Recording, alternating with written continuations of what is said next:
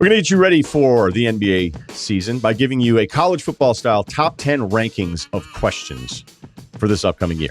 All right, we start at number 10, and that is floor to ceiling. Or let's go ceiling to floor because it's Luka Doncic. What is actually his ceiling? Is it beyond what we've already seen?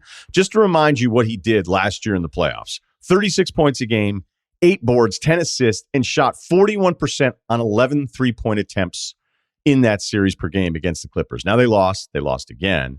So the ceiling has to be higher for the team, but I can't imagine it's any higher for the player.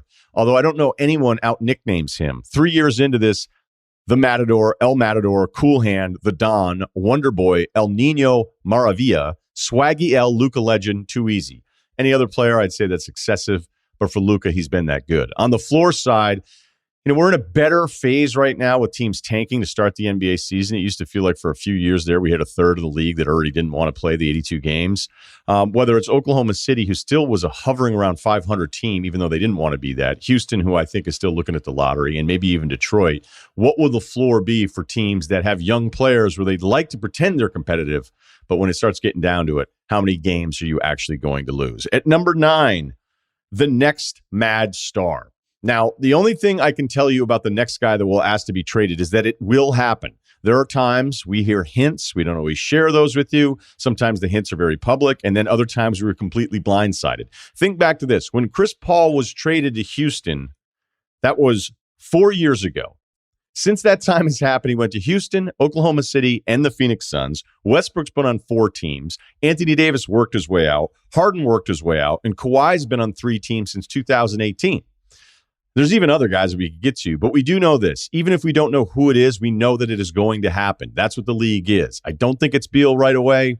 He seems to be more content than other people realize. A bunch of new pieces in Washington. He'll see how that plays out. I know that Damian Lillard made a lot of headlines this offseason, but I still think he's more content than people realize. If that were to get mad to the point where he were mad enough where he'd make this happen, I don't know that it's going to happen anytime soon. But what I do know is that it will happen, and we may be surprised by it all. Number 8. Is Zion Williamson's health and his happiness. We're 85 games into Zion's career. We already know that he's generally unhappy about the current situation. I don't know if it's the franchise. I don't know if it's the teammates, but we hear these rumblings about somebody who, again, is probably my favorite player to watch right now in the league. He's that good, but it just seems weird that you could not play 100 games and already have us questioning how you're going to be there long term. Now, the rookies, we all know after the rookie contracts, they signed the max extension, although I believe somebody won't do it. But we have a foot injury. All the details are rather gray on this. And yes, I love watching him. I'd like to see him work a little bit harder. It's likely that he would probably just go ahead and do the extension if he continues to have these health concerns. But it's very rare to have somebody this young, and granted, special, but this young, and we already are wondering about his future with his current franchise. Number 7 is the injury return game, and the Denver Nuggets are probably the top of the list here with Jamal Murray. Now, it still feels like it'd be a quicker timeline to have him be a significant contributor to the Nuggets as they enter into the playoffs, because they're still going to be in the playoffs. They're still going to be a good regular season team, but clearly Jamal takes them to another level. The more murky situation is Kawhi Leonard and injury. Stop me if you've heard this before. We're not going to have any timeline. His teammates, the staff, no one's going to have a timeline with Kawhi, so I don't know what to do with the Clippers. And to a lesser extent, as we just mentioned, with Zion, although we still don't know the long-term deal with his foot injury. Number 6 is the neighborhood game, and that's for the Atlanta Hawks. Atlanta makes it to the Eastern Conference Finals last season. So with a young team that is really deep, and they are, the thought is they take the next step and they start hanging out in that neighborhood. The example I always use as the neighborhood game is you can play in a big game or a big series in this case, but is that necessarily the neighborhood you live in as a team? The Mark Sanchez Jets are a perfect example. Yeah, you played in 2 AFC title games. No, I'm not quite sure that's who you are, because we're talking about the final 4 teams where if you carry it into the next year, you're going, are they one of the 4 or 5 teams that could win a championship? This happened with the Portland Trailblazers years ago as they got through Denver, played Golden State in the Western Conference Finals, got smashed, and yet you're going, okay, is that really who they are? And you go, they played in this series, but I'm not quite sure that I look at them as one of the 4 or 5 teams next year that could win a title. The same thing for the Denver Nuggets just 2 years ago. I think Atlanta is really deep, but I still don't know if everybody else is right ahead of them, whether it's Philly, Brooklyn, or Milwaukee, if they're going to be ahead of any of those 3 teams. Speaking of seeding, coming in at number 5, the Utah Jazz. They had a historic point differential last year. They were the number 1 seed.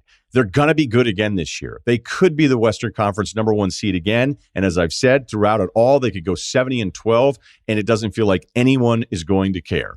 The Rudy Gobert problems were real against the Clippers. I've seen a monumental media zag about how it actually wasn't his fault and he's awesome and everything's good. Stop hammering us over the head with regular season plus minus. I get it. I watch games too. I realize how special of a contributor he is to your long haul 82-game season plan. But it's not that he was exposed defensively against the Clippers. It's that he does nothing on offense to make small lineups pay.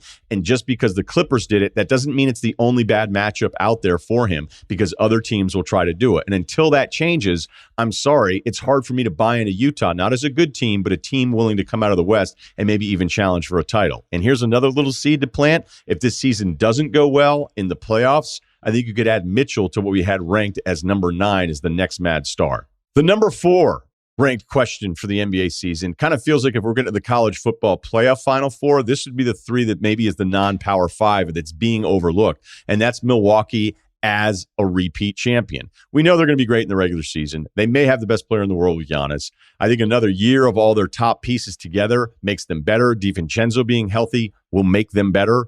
And I really feel like despite the talent level on some of the hesitation that I had from watching them in the playoffs last year, because you can't just say, hey, they got Brooklyn when they weren't healthy. Chris Paul had some issues in the NBA Finals, because basically every single NBA champion, you can go through their resume of teams that they beat and point to an injury here or there where they got lucky. And granted, Phoenix got much luckier than Milwaukee did on the other side.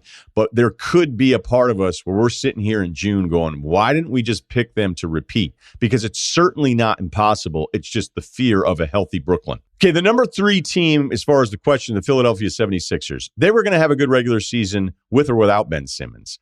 Now, I have respect for both sides. I know that's hard to do, but I have respect for Clutch trying. I have respect for Ben Simmons trying to get out of there. And guess what? It didn't work. And we can say that it means something long-term and that means that Clutch got dinged on this one. Okay, sure, they got dinged. Is this a long-term loss? Does this change the perception of the agency and change their power? I don't think so. On the other side, I have a ton of respect for the Sixers and Daryl Morey. They're like, look, we don't want to trade you right now for a price that we don't think is worth it. We're not going to be rushed into anything. We're not going to deal out of fear. So if you want to hold out and not get paid, go ahead. And they called his bluff. But both sides are long-term planning, where Daryl's thinking, why don't you come back and play and we'll fix this and see if we can't raise your trade value. And on the other side, it's like, hey, I'm going to come back and play. So maybe I'm a guy that more teams want to trade for. And as far as coming back and playing in Philly, did you think Sixers fans were going to cheer Ben Simmons if everything were good anyway, considering what just happened in Atlanta?